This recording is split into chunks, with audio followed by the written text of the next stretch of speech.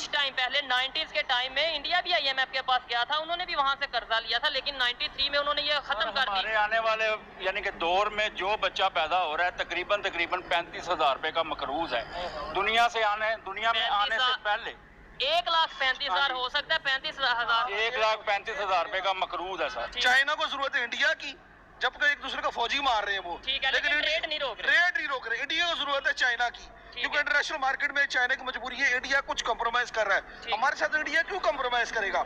हम यहाँ तो हमारे इतने बुरे हालात हैं कि बेरोजगारी बढ़ी है, 10 लाख आदमी चला गया, 750 आदमी किश्ती के अंदर डूब के मर गया। इंडिया हमारा दुश्मन है, इंडिया के साथ हम कैसे ट्रेड कर सकते हैं? इंडिया हमारा सगा नहीं है, इंडिया हमारा दुश्मन है। ठीक है, हम जो मर्जी लाख कोशिश कर दें, अभी देखें ना, इंडिया पाकिस्तान आने के लिए राजी नहीं है, हम इंडिया में जाने के लिए राजी हैं, वर्ल्ड कप खेलने के लिए हम राजी हैं। ठीक है, एकदम सिर्फ क्या है कि हम IMF से कर्जे लेते हैं। अच्छा। जो IMF ने हमें कहना, हमने उसकी बात को, हमारे जो प्राइम मिनिस्टर खुद उन्होंने प्रेस कॉन्फ्रेंस में कह दिया, कल की प्रेस कॉन्फ्रेंस, मुझे तो खुद हैरानगी हो रही है, उन्होंने कैसे कह दिया कि जी मैं तो किसी के साथ चाय पीता हूँ, तो वो कहते हैं जी मियाँ साहब बैठे जी, आप तो हमारे लिए कर रहे हैं। बाइक ली है होंडा 125, ठीक है, 1 साल पहले मैंने ली है 192 की, 1,92,000 1,92,000 रुपए की। अभी इसकी जो रीसेंट कीमत है 2,26,000 रुपया है। ठीक हो गया, आई समझ, 2,26,000 रुपया है। ठीक है, ये सादी है। हाँ। जो सेल्फ स्टार्ट है उसकी कीमत 260 है। अगर आज आपको मौका मिले कि आप अपने बच्चे को फॉरेन किसी भी कंट्री में भेजें, तो आप भेज देंगे या ये कहेंगे नहीं पाकिस्तान में जॉब करें? ईमानदारी से बताइएगा। जी मैं बताता हूँ आपको, अगर मेरे पास वसाइल हो ना, देखो फॉरेन कंट्री में भेजना जो है ना वो इतना आसान नहीं है, लाखों की गेम है।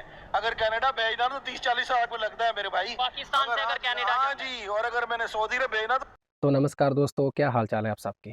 मैं उम्मीद करता हूं कि आप सब बहुत अच्छे होंगे। तो दोस्तों आज की वीडियो बहुत ज़्यादा खास होने वाली है, क्योंकि दोस्तों कई सारे देशों की तरफ से जो है भाई मिलकर एक ऑनलाइन मीटिंग रखी गई थी, और इस मीटिंग में भाई जो है कई सारे देशों के जो प्रधानमंत्री हैं उन्होंने इस मीटिंग में हिस्सा लिया। और इसके साथ साथ दोस्तों हमारा जो पड़ोसी मुल्क है पाकिस्तान, उनके जो प्रधानमंत्री हैं शहबाज शरीफ, उन्होंने भी इस मीटिंग में हिस्सा लिया। और इस साथ ही साथ दोस्तों शहबाज शरीफ ने जो है भारत का भाई शुक्रिया अदा भी किया कि आपने हमें इस मीटिंग में जो है शामिल किया है, तो उसके लिए आपका शुक्रिया।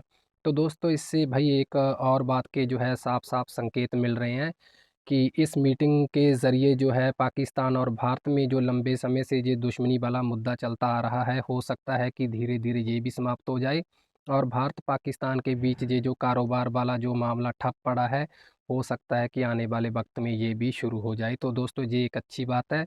लेकिन दोस्तों इसके अलावा जो है बाकी सभी देशों ने मिलकर पाकिस्तान को एक सलाह दी है कि आपके देश में ये जो आतंकवाद वाला सिलसिला चल रहा है, आप इस पर थोड़ा काबू रखिए, ताकि बाकी के जो देश हैं भाई वो भी चैन की सांस ले सकें। अगर आपके देश में आतंकवाद है तो उसको आप जल्द से जल्द ख़त्म करें। तो खैर चलिए, ये तो दोस्तों एक बहुत अच्छी बात हो गई।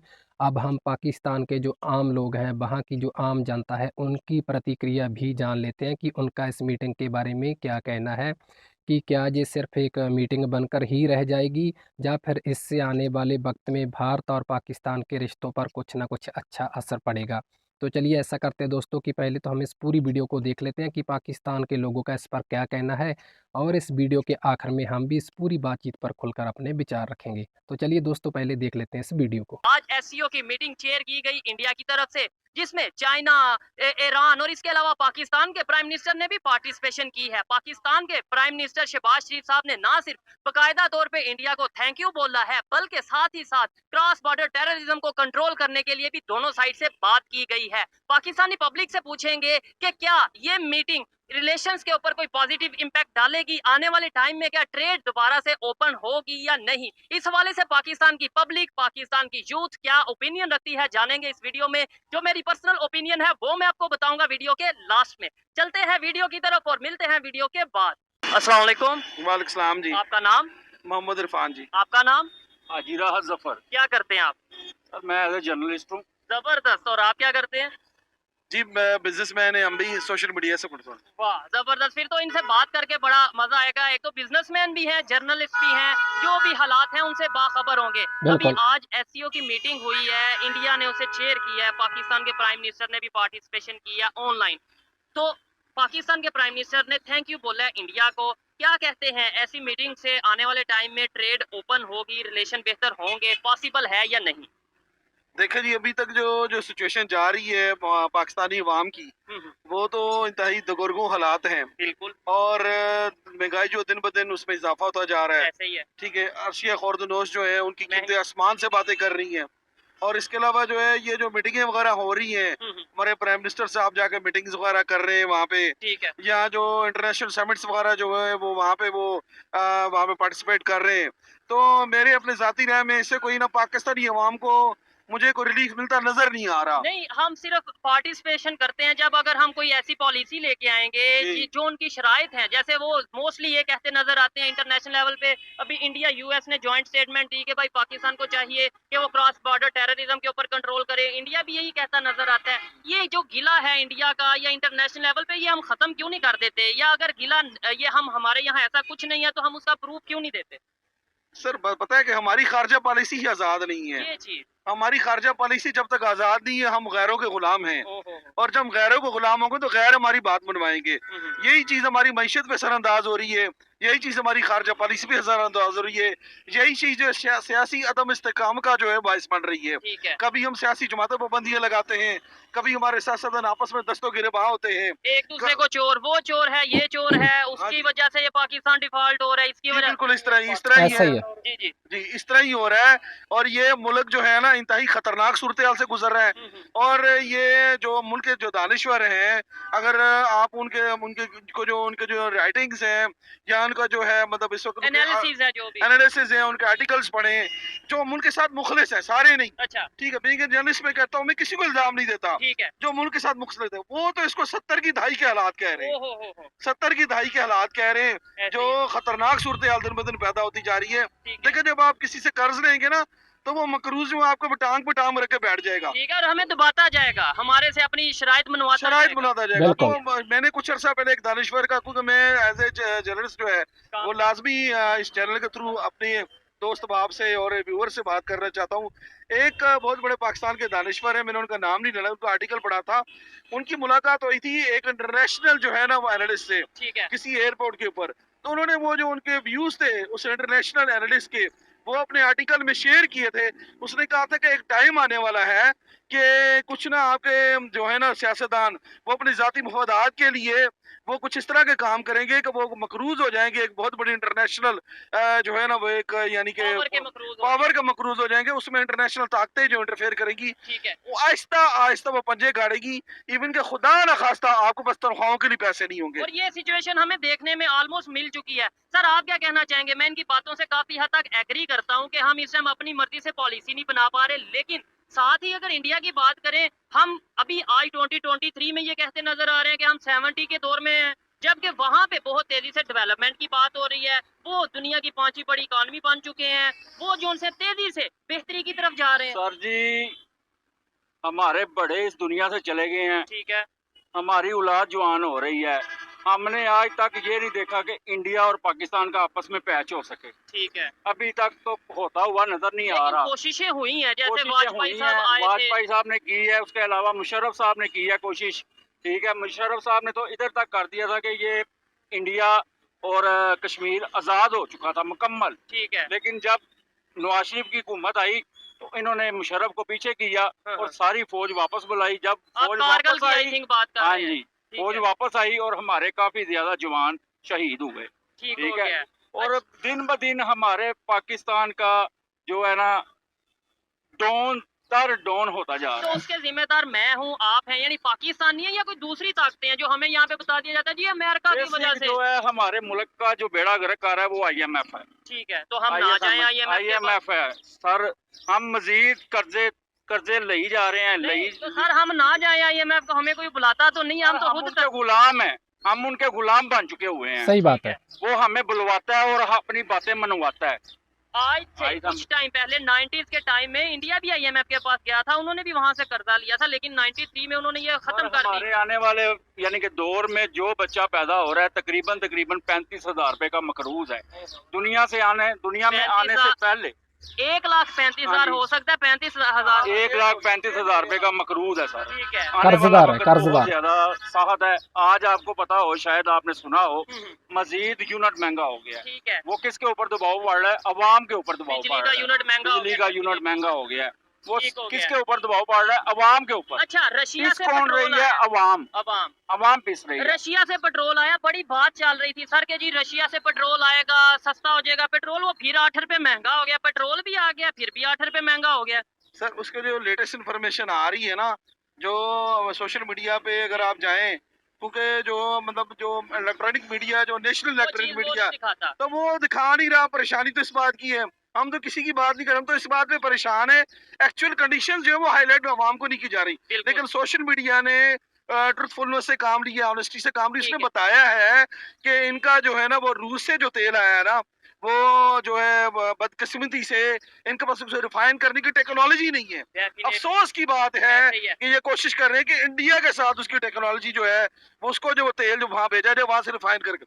लेकिन हमारे एक मिनिस्टर साहब है, वो उनको फिर आना पड़ा सोशल मीडिया के प्रेशर के ऊपर हाँ, हाँ। कि नहीं जी, ये तो सारा झूठ है, अच्छा। हमारे पास वो तेल के जहाज खड़े हैं, हाँ। इंशाल्लाह हम तो जो है ना वो रिफाइन कर देंगे। आपको भाई- पता है खबर क्या है? खबर ये है कि रशिया से ऑयल आया इंडिया जी। में रिफाइन हुआ, फिर इंडिया से डायरेक्ट पाकिस्तान आता तो बंदा समझ लेता। हाँ लेकिन हाँ वो जी। इंडिया से दुबई गया, दुबई से पाकिस्तान आया। दुबई से पाकिस्तान आया है, इनके पास रिफाइनरी की जो ना टेक्नोलॉजी नहीं है ठीक है। उसको रिफाइन करने की। अब देखे ना, वो अरबों डॉलर उसमें रिफाइन करने पे लगेगा। हाँ, हाँ, हाँ। जब वो अरबों डॉलर रिफाइन करने पे लगेगा तो फिर प्राइस कहाँ कम होगी, मुझे बताएं, डेफिनेटली। कहाँ कम होगी? अच्छा। वो प्राइस तो वही की भी रहेगी। जो हमने पहले रशिया से इंडिया, अगर ये खबर सच है, इंडिया और वहां से रिफाइन होके दुबई, दुबई से पाकिस्तान आए, यही हम अगर रिलेशन नेबर से बेहतर करते हैं, ना सिर्फ इंडिया से, ईरान से बेहतर करते हैं, अफगानिस्तान से बेहतर करते हैं, तो हम डायरेक्ट वहां से चीजें ले सकते थे, इंपोर्ट कर सकते थे। बहुत सब्जियां हैं, ईरान से ऑयल है। हम नेबर से रिलेशन बेहतर करने की बजाय कभी अमेरिका, कभी रशिया क्यों भाग रहे हैं? इंडिया से क्यों नहीं? हमारी हुकूमत आपके अड्डे बेच रही है सर, हवाई अड्डे बेच रही है। आपको लेटेस्ट अपडेट दें, ऐसे ही है, कराची का कराची। हवाई अड्डा सेल हो चुका है। बिल्कुल, ISM गिरवी रख दिया गिरवी गया। रख दिया गया है। उससे पहले कराची पोर्ट भी गिरवी रख दिया हाँ जी, गया। कराची पोर्ट भी गिरवी रख दिया गया है। तो अभी ये लेटेस्ट अपडेट आई है कि कराची का हवाई अड्डा भी गिरवी रख दिया ठीक गया है।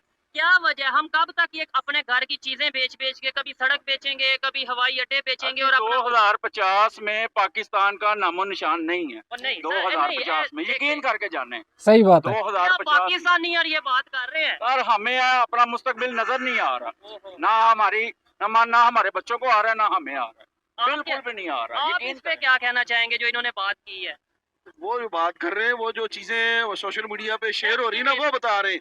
और उसमें जो इंटरनेशनल 30,000 या 25,000 पे मजदूर लेने वाला तनहा हाँ, हाँ। उसके घर का 20,000 रुपया बिल आ जाए, तो वो गरीब क्या करेगा? वो खुदकुशी करेगा और क्या करेगा? बच्चों मरेगा। को स्कूल कैसे हाँ जी। भेजेगा? दवाई, शादी, दवाई, ब्याह, सब ये कुछ चीजें। क्या करेगा? कैसे करेगा? अपने बच्चे कैसे पालेगा? उनको दूध कैसे लेके देगा? क्या करेगा? वो तो मरेगा, खुदकुशी करेगा। ये जो इन्होंने बात की है, मैं गारंटी से 100% गारंटी से कह सकता हूँ कि दुख के साथ की है। कोई भी पाकिस्तानी शौक से ऐसी बात नहीं करेगा। अगर इन्होंने ये बात की है, बड़े दुख के साथ की है। क्या हमें उम्मीद छोड़ देनी चाहिए ये, या उम्मीद रखनी चाहिए?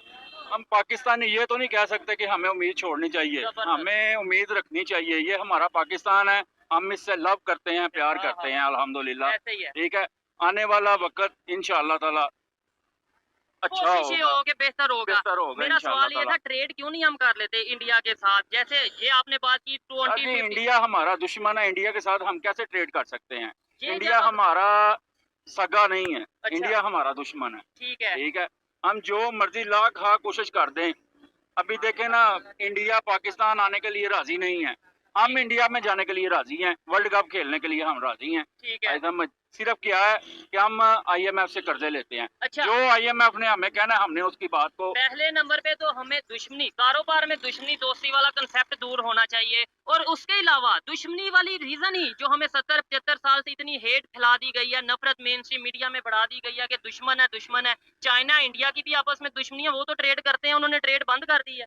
बिल्कुल। देखे वो ट्रेड करते हैं, लेकिन उन दोनों की मजबूरी है। तो दोनों एक अच्छा, हमारी मजबूरी नहीं। बता दो, 700 अरब डॉलर की एक्सपोर्ट होगी इंडिया की। ठीक है। हमारी गुज़श्ता हुकूमत ही में किसी हुकूमत बाद में 30 जो न्यूज आ रही है, जी जी। तो 33 अरब डॉलर की जो थी वो हमारी एक्सपोर्ट है, लेकिन वो उसके इंडिया के एक्सपोर्ट के बराबर, आटे के नून के बराबर भी नहीं था। ऐसे ही है। लेकिन ये है कि वो कम से कम ग्रोथ हो रही थी।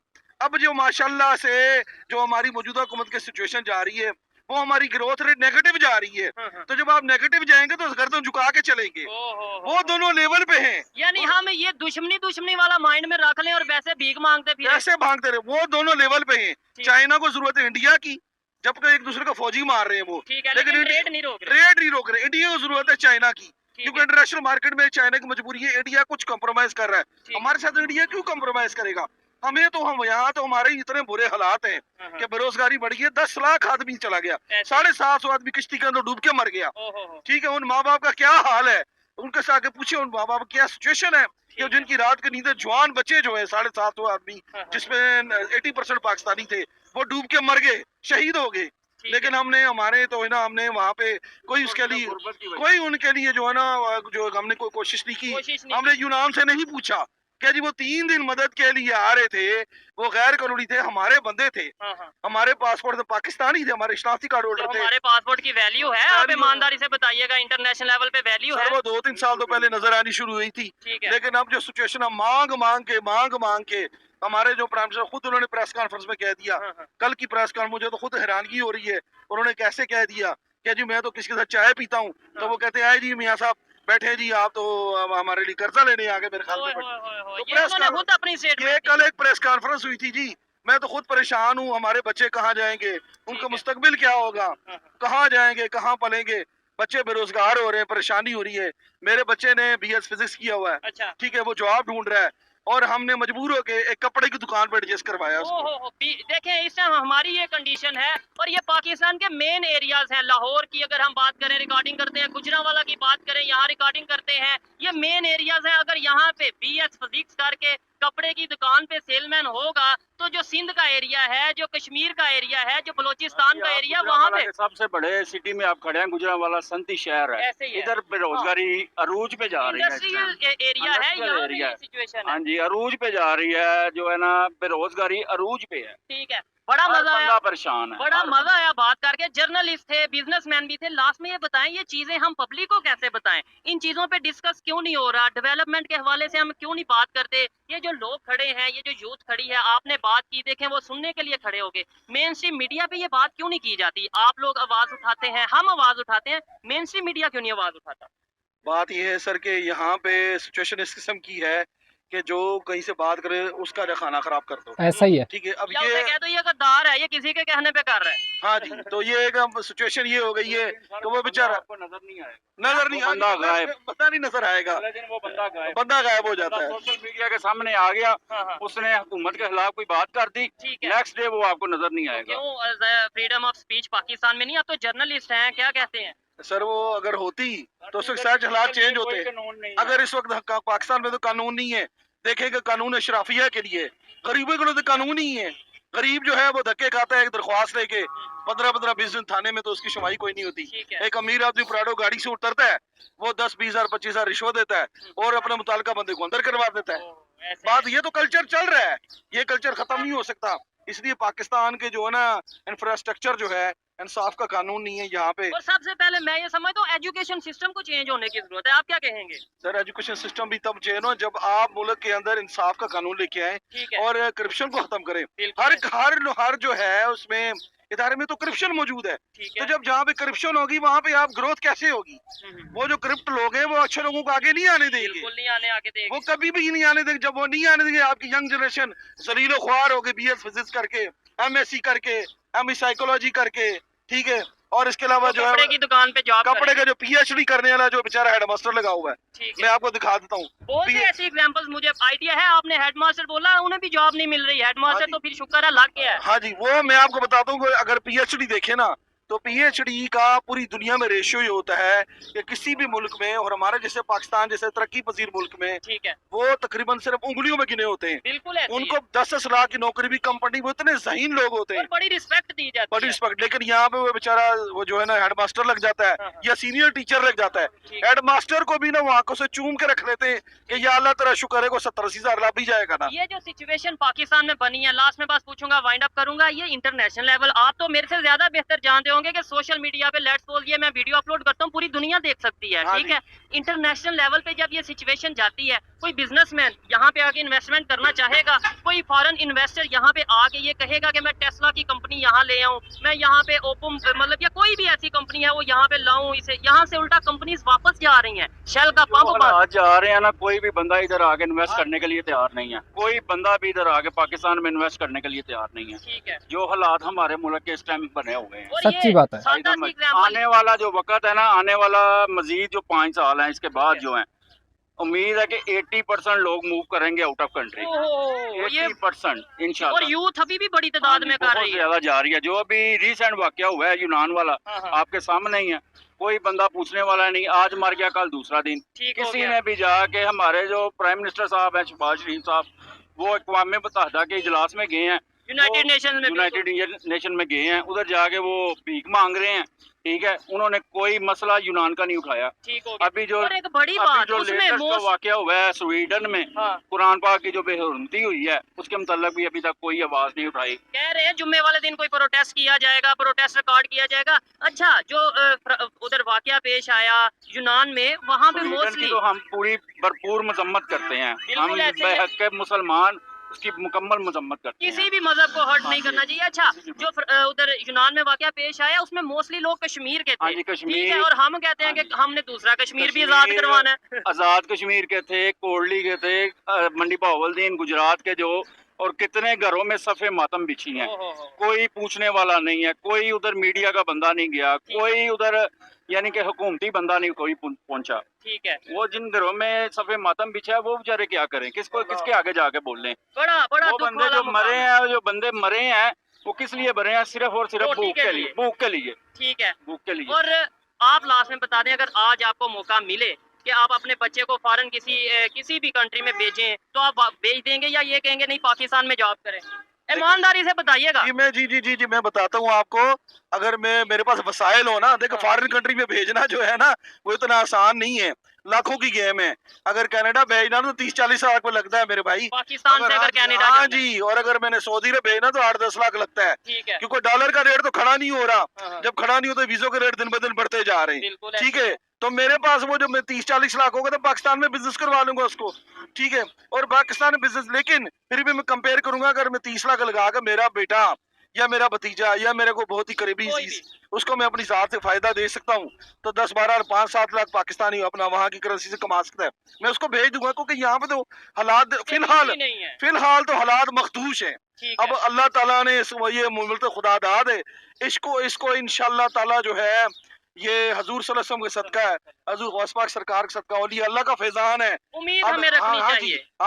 हम अपने बच्चों को हौसला देते हैं, अच्छी बातें बताते हैं, being a journalist, social activist, हम अपने बच्चों को कहते हैं कि अपने मुल्क में रहो, ठीक है। इस मुल्क की खिदमत करो, सोशल वर्किंग करो। लेकिन बिल्कुल। शान से अगर पूछा जाए तो मायूसी होती है। मायूसी है, लेकिन हमने उनको मायूस नहीं करा, हमारे पर बहुत बड़ी जिम्मेदारी बढ़ी है नाजुक ऐसे ही वक्त में। है, ऐसे ही है, ठीक है, हम किसी को किसी को बात नहीं, हम ये कहते हैं कि बच्चों को मोटिवेट रखें ऐसे ही है। और उनको नई जॉब्स के लिए। और मैं आपको एक तो दूसरी बात बता दूं, जी जी जी, ये जो स्वीडन में वाकया हुआ है ना, ये हमारे ईमान की कमजोरी है। ठीक है, ये इस्लामी फोबिया के खिलाफ आवाज उठनी चाहिए। जो पहले थे लीडर जिन्होंने उठाई, चलो अल्लाह भगवान ये उठाते, अल्लाह इनका भरे सब, लेकिन ये बीइंग ए मुस्लिम, मैं मुस्लिम, हमें जो भी मुल्क है, चाहे डेनमार्क है, फ्रांस है, कोई भी कंट्री, कोई भी, उसके सफीर को अपने जज्बा ईमानी से और लबरेज होकर उसको मुल्क बदर कर देना चाहिए। लेकिन हम ऐसा नहीं करते, हम डरते हम भूखे मर जाएंगे, हमारा यूरोपीय यूनियन से रास्ता कट जाएगा। हमारी इतनी पावर होगी तो पावर हम ऐसा होगी। करेंगे ना। हम यहाँ पे खड़े होकर नारे लगा सकते हैं, हाँ जब प्रैक्टिकली हम ये कह सकते हैं कि अमेरिका हमारा दुश्मन है, हाँ हम जी। उनके जो फ्लैग है उसके 2 टुकड़े कर सकते हैं कर अपने सकते हैं। जज्बात के लिए। प्रैक्टिकली तभी कुछ बेहतर होगा जब इकोनॉमी हमारी स्ट्रांग होगी, हाँ जी। दुनिया में हमारी से होगी, दुनिया हमारी बात सुनेगी, तो ही कुछ बेहतर होगा। बस बात पता क्या है, बात ये है कि इकॉनमी स्ट्रांग अलग चीज है, ईमान से बड़ी इकॉनमी नहीं है।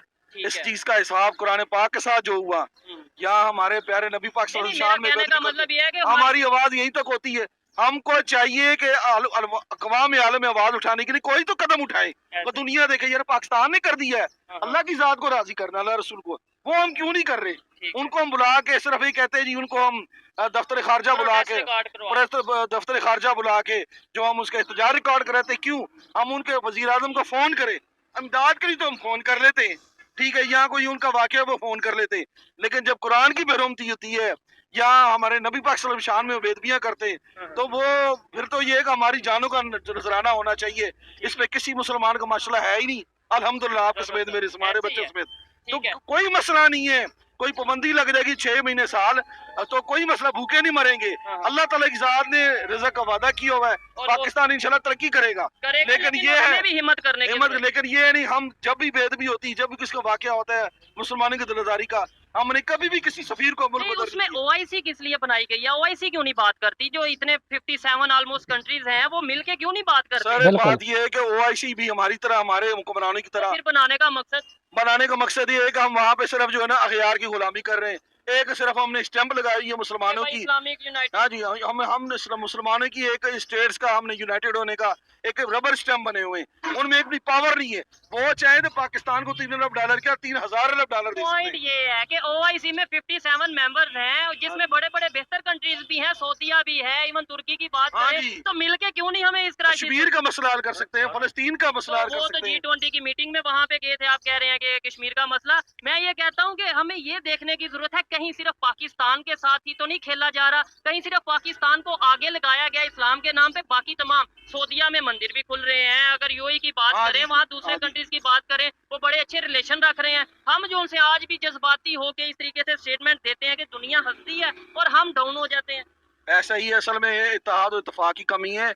जो मुसलमान कंट्री की जो अवाम है ना, उनमें जज्बा ईमानी है। ठीक आप है, देखें इंडोनेशिया में किस तरह का एहतजाज हुआ, उन्होंने कुरान पाक पढ़ना शुरू कर दिया, ठीक है, हजूर की शान सल्लल्लाहु अलैहि वसल्लम पे बयान करनी शुरू कर दी, यानी कि कुरान पाक पढ़ना शुरू कर, कुरान की तिलावत वहाँ पे अपने मेन इशारों पे करनी शुरू कर दी, ठीक हो गया। यानी कि हम कुरान से इतनी मोहब्बत करते हैं। हाँ, हाँ, और पूरी दुनिया में अवाम निकले, ठीक हो लेकिन गया। अफसोस के साथ हुक्मरानों का जो तर्ज अमल है ना, वो- वो इंतहाई बिल्कुल डाउन लेवल का है। उनका उनका जो एग्रेसिव लेवल है ना, बहुत ही कम है। ठीक है, एग्रेशन है, एग्रेशन चाहिए, जज्बात चाहिए। ठीक हो गया। मुसलमान के अगर जज्बात जी जी, ही है, आखिरी स्टेटमेंट आप स्टेटमेंट लें, जी सर से लें। जी। अच्छा, मुझे लास्ट में बस ये बता दें कि ये जो आज से 1 साल पहले इस बाइक की कीमत क्या थी पाकिस्तान में और आज क्या कीमत है, मुझे लास्ट में ये बता दें, उधर से ये आइडिया हो जाएगा कि 1 साल में महंगाई कितनी हो गई या 1-1.5 साल पहले क्या कीमत थी?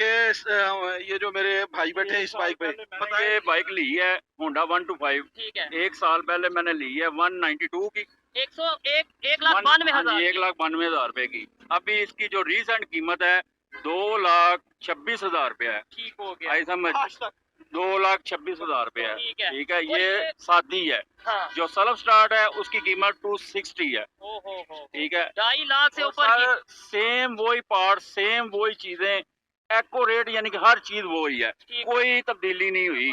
सिर्फ सिर्फ ये है कि ऑटो है। ऑटो है और हाँ जी। 1 साल में ये महंगाई हुई है और महंगाई- पाकिस्तान में हाँ जी। 125 बाइक जो सी है वो तकरीबन 2.5 लाख की मिल रही है। यहाँ से हम टाइम जो 70 यानी कि 70 है, उस CD 70 उसकी जो प्राइस है इस टाइम 145 है। ठीक हो गया है, 145 1.5 लाख की ऑलमोस्ट 1.5 ये लाख है। की 70 मिल रही है, जो कि आज से 4-5 साल पहले 60,000 रुपए की मिलती थी, ठीक हो गया। वो इस टाइम 150 की मिल और रही वो है। भी बाप रे। अफसोस की बात, मोस्टली चाइना से ही हाँ जी, बन के चाइना आ रही हैं, यहाँ से नहीं बन रही। सिंबल चाइना हो रही है, ठीक। मुकम्मल सिंबल चाइना है। अभी हम एप्पल प्रो मैक्स 40 लेते हैं, वो भी चाइना है। वो कितने का है? वो इस टाइम तकरीबन पाकिस्तान में 2.5 से पौने 3 लाख रुपए 3 लाख है। वो पीटीए वाला या हाँ नॉन पीटीए वाला? नॉन PTJ वाला ठीक है, और पीटीए वाला अगर होगा वो तो 4 लाख से। तकरीबन 4 लाख के राउंड बोर्ड है, प्रो 40 मैक्स। ठीक हो आई गया। समझ। चलें जी, अच्छा लगा बात करके। पाकिस्तान में हमारे रुपए की कदर बिल्कुल कोई नहीं, बिल्कुल हमारे रुपए की कदर कोई नहीं है, गिरता जा रहा है, मजीद इवन गिरता जा रहा है। अफगानिस्तान की हाँ करेंसी जी। बेहतर है, बांग्लादेश अफगानिस्तान की करेंसी बेहतर है, बांग्लादेश की है, इंडिया की है,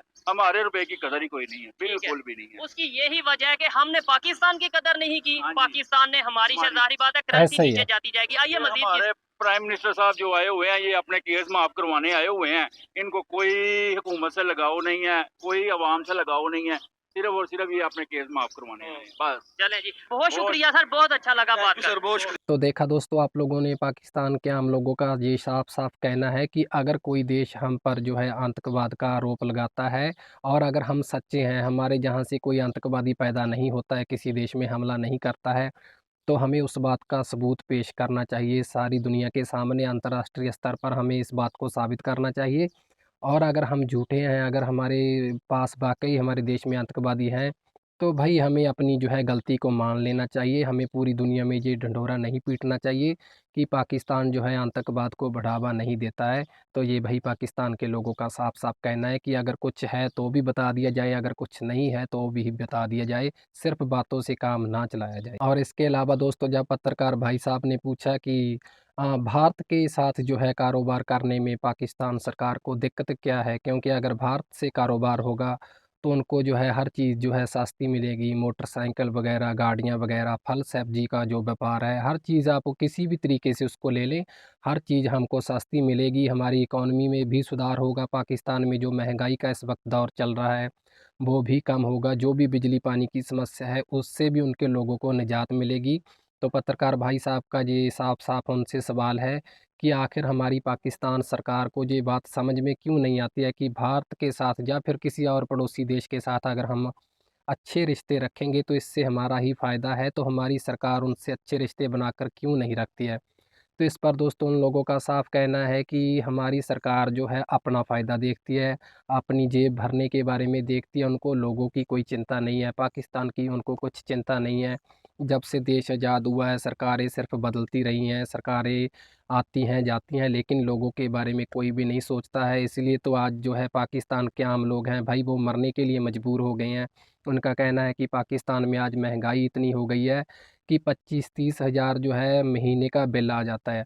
अभी दोस्तों सोचने वाली बात है भाई कि 25-30 हज़ार बिल भाई बहुत हो जाता है बिजली का। अभी आप सोच के देखिए कि अगले महीने अगर आपके घर पर 25-30 हज़ार रुपए का बिल आ जाए तो भाई आप क्या करेंगे? चलिए 1 महीने आ गया, अगले महीने आ गया तो अगर हर बार ही ऐसा होता रहे तो आप क्या करेंगे? दोस्तों ये सुनने में ऐसे आम-सी बात लगती है भाई 30 हज़ार रुपए जो है बिल का बहुत होता है और अगर इतना बिल आ रहा है बिजली का तो आप बाकी चीज़ों में देखिए कितनी महँगाई है। मोटरसाइकिल का उन्होंने रेट बताया 2.5 लाख रुपए।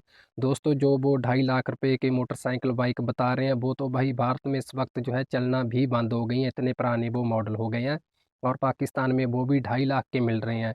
और आईफ़ोन की अगर हम बात कर लें तो भाई 5-5 साढ़े 5-5 लाख रुपए के पाकिस्तान में मिल रहे हैं जिसकी कीमत जहाँ पर 1.5 लाख रुपए है।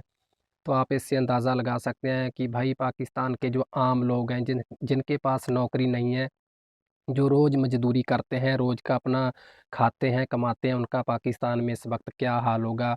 वो कैसे अपने बच्चों को पढ़ाते होंगे? कैसे अगर उनकी सेहत में कुछ ख़राबी आती है तो कैसे वो अपना इलाज करवाते होंगे? और अभी दोस्तों एक भाई साहब ने बताया कि जो पाकिस्तान में बहुत ज़्यादा पढ़ाई-लिखाई कर लेता है, जैसे वो कोई पीएचडी वग़ैरह बता रहे थे या फिर कुछ और बहुत ऊँची पढ़ाई जो महँगी पढ़ाई होती है, वो करके भी उनको भाई जो है कपड़े बेचने की जो दुकान होती है उसी में नौकरी करनी पड़ती है 4-5 हज़ार रुपए के बदले में।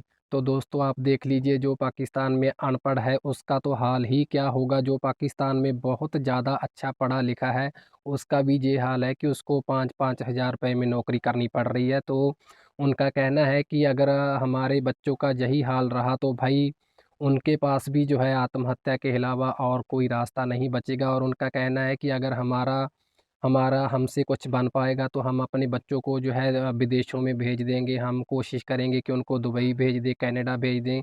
क्योंकि उनका कहना है कि जहाँ पर तो हमारे जो बड़े बुज़ुर्ग हैं, हमारे बाप-दादा हैं, वो भी भाई एड़ियाँ घिसते-घिसते यहीं पर मर गए, हमारी उम्र निकल गई और हम नहीं चाहते कि हमारे बच्चों के साथ भी ऐसा हो।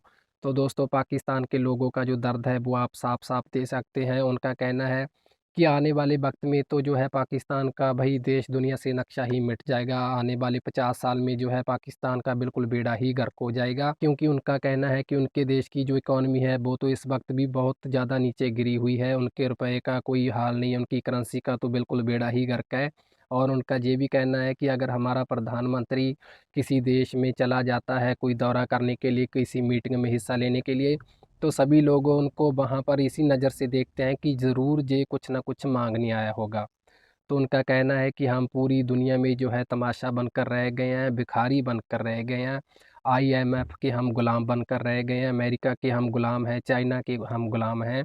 और इसी के साथ दोस्तों उन्होंने इस बात का भी दुःख जताया कि भई अभी चाइना और भारत के बीच में जो है लड़ाई-झगड़ा हमेशा चलता रहता है सरहद पर, लेकिन फिर भी उन्होंने आपस में कारोबार बंद नहीं किया है। तो उनका कहना है कि पाकिस्तान को आखिर क्या दिक्कत है? अगर हमारा भारत से कुछ ना कुछ लड़ाई झगड़ा चलता भी रहता है तो वो चलता रहे एक साइड पर, लेकिन इसमें कारोबार बंद करने वाली क्या बात है? उनका कहना है कि इससे सरकार का तो कुछ बिगड़ता नहीं क्योंकि वो तो अच्छी नौकरियों पर हैं, अच्छे ओहदों पर हैं, अच्छी उनकी तनख्वाह है। लेकिन इससे आम जनता को जो है जीना भाई मुश्किल हो गया है। तो उनका कहना है कि हमारी सरकार को पता नहीं ये बातें जो है कब समझ में आएंगी। तो खैर दोस्तों, हम भी यही उम्मीद करते हैं कि भाई पाकिस्तान की जो आने वाली नई सरकार होगी वो इस अक्लमंदी से कुछ ना कुछ काम लेगी कि हमें भारत के साथ कारोबार करने से फ़ायदा ही होगा, नुकसान नहीं होगा। तो खैर दोस्तों, यही थी आज की हमारी ये ख़ास वीडियो। आपको इस पर क्या कहना है, आपके अपने क्या विचार हैं, वो आप कमेंट्स के ज़रिए रख सकते हैं। तो ठीक है, फिर दोस्तों मिलते हैं किसी और वीडियो में, तब तक के लिए नमस्कार।